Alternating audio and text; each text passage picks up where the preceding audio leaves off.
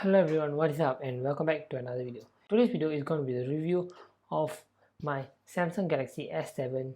Yep, this is my phone, the phone that I used to use as my main phone, my main device back in 2018. This phone is actually very special to me because this is my first flagship phone. Before this phone I was all using the Samsung J series and those kind of stuff and the Samsung Galaxy tablets, but this was the first time that I got the S series. We're going to review on it. So without further ado, let's get started into the video. This phone is actually a very solid phone as it was able to take most of the tasks that I threw at it. This phone is actually really very lightweight compared to all the other phones that I have now. This whole phone is actually lighter than this one battery pack alone. This phone was released back in March 11 of 2016 and it retailed for a starting price of 998 Singapore dollars. And this phone came in 5 different colors: black, white, gold, silver and pink gold. And my phone, as you can see here, is the gold version. There isn't that many of our ports. It has the SIM card tray and the SD card tray at the top. This side is the power button and this side is the volume rocker up and volume rocker down buttons. My volume rocker fell off because I was taking this phone out to make a video. I accidentally dropped the phone and the volume rocker just popped out. I tried searching for it but I couldn't. That's it. Moving on. Here we have the home button and here with the haptics going back. These were the recently used apps. And here at the bottom, the headphone jack. How I wish newer phones had headphone jacks. Here we have the micro USB charging pin and here are the speakers. The total weight of this phone is 152 grams. Like I said, it's a very light phone and this phone has Gorilla Glass 4 at the front and at the back. These sides are made out of aluminium. And this phone is rated for IP68 dust and water resistant. And talking about water and dust resistant, as you have seen, there are a lot of cracks on the screen display. And you might be wondering why. And that is because I brought this phone when I was using it to a water park and the screen protector came off because of the water and I thought the phone was water resistant, so I can just carry it around, and when I carried it around it just slipped and just fell flat onto the floor and the floor had rocks.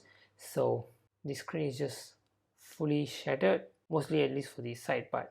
Now let's go on to the technical specifications. This phone has a total of 32GB of internal storage and the SD card can be mounted up to 1TB. This phone only has 32GB of internal memory.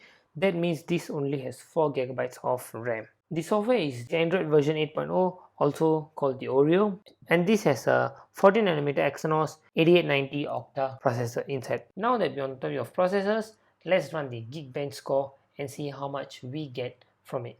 And we're going to run CPU benchmark.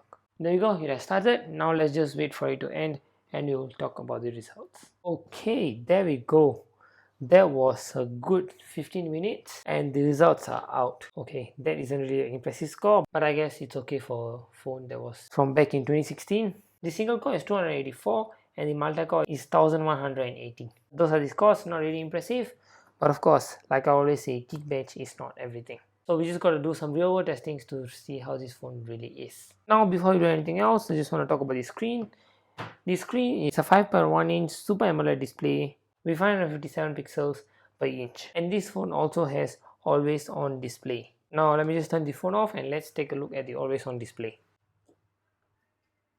It wasn't instant, but it really took some time. There is the always on display. Now let's play some HDR video and take a look at the screen quality of this phone. There's a HDR video playing, and as you can see from here, even though this is a 4K HDR video and this screen is really capable of playing that video, but it doesn't really look up to the HDR standards. It doesn't look like that. It looks like a normal display, and that is probably because technologies have improved and our phones are really much better at showing HDR videos. So maybe because of that, but this HDR video is not really up to standards, at least up to the 2022 standards. So that's the HDR video on the Samsung Galaxy S7. Now let's test the speakers by playing some music. I have an NCS and I have the volume at the max. So let's just play it and listen to how the music is.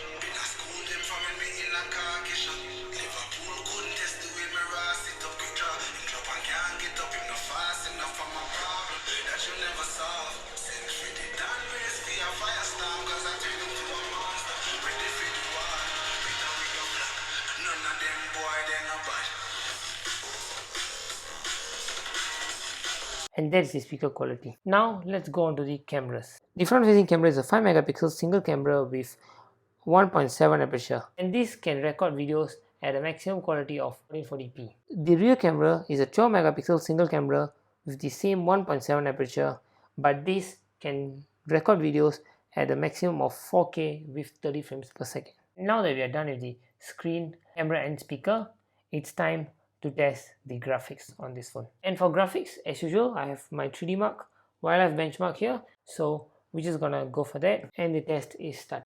Okay, there we go, the scores are in.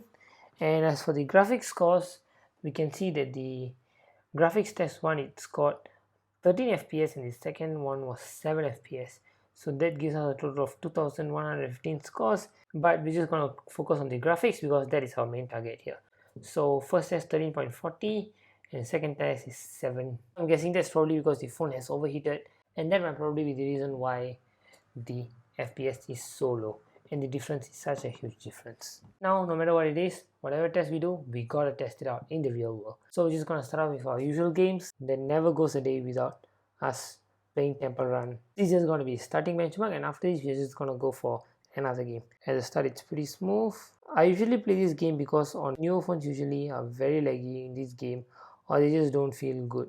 But this phone is just perfect to play this game on. There we go, no hiccups. Now we are gonna go on to another slightly more demanding game. Maximize the potential of this graphics card, and that is this Call of Duty Mobile.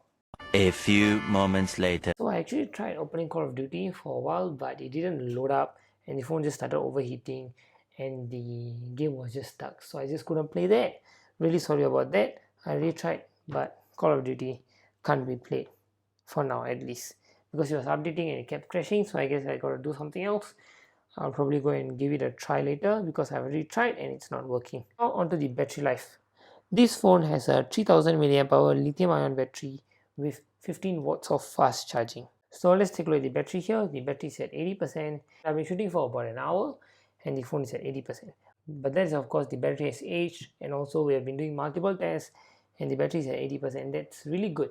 It's actually really impressive for a phone which is so old. And this phone also has Touch ID, also known as the fingerprint scanner. The home button is the fingerprint scanner, and this phone also has a heart rate sensor built right into it, and that is at the back beside the camera. So here's the flashlight, and below the flashlight is the heart rate monitor. So I can just put my finger here and the light will just shine, and yeah, it will just take my Now on to the question, should you buy this Samsung Galaxy S7 in 2022? So based on my experience using this phone for about a week, I did use this phone as pretty much my main phone. Not really for all the tasks, but I did most of my daily tasks in there, like ordering things, or let's say I want to search something online. It has always been on that phone. And the truth is, this phone isn't capable for 2022. If you're going to be using all your tasks on this, it's not going to be worth it. It's definitely going to lag a lot. And let's say you're someone who doesn't care about speed or don't care about lagging, some apps are not even supported because this doesn't run the latest Android software. Yep, you can't really use this as a main phone, but of course as a phone for collection, or let's say you just want to buy it to make calls, I guess this phone is just fine, because I guess you can get it for about 50 to 150 bucks max for this phone. So a really cheap home phone, this would be perfect for that. And also the main problem is this phone charges via Android, and nowadays everything is going to USB-C, and let's say you're someone who wants to get this phone, make sure you have a compatible charger. Be careful when buying, just to check for the battery and just to check if all the parts are working, especially the fingerprint scanner and the screen. And don't pay around $400 to $500 for this phone. It's really not that worth for the money. I guess for that money you can use the S10 or the S10 Plus, which are much better designs and a much better phone. Many people might be considering to actually get this phone as their spare phone, or like I said, as an elderly phone for you. So because it's cheap and you can easily find it. I hope this video would have helped many of you, or at least a few of you, who are maybe thinking of getting this phone for some reason, or just having this phone, or you have used this phone and you have just come here and to get this nostalgic feel. Well, I hope you like it. If you like this video, you know what to do. Do remember to click the like button, do remember to subscribe to this channel, and do remember to turn on notifications. And with that, thank you so much for watching this video, and I'll catch all of you in the next one. Bye bye.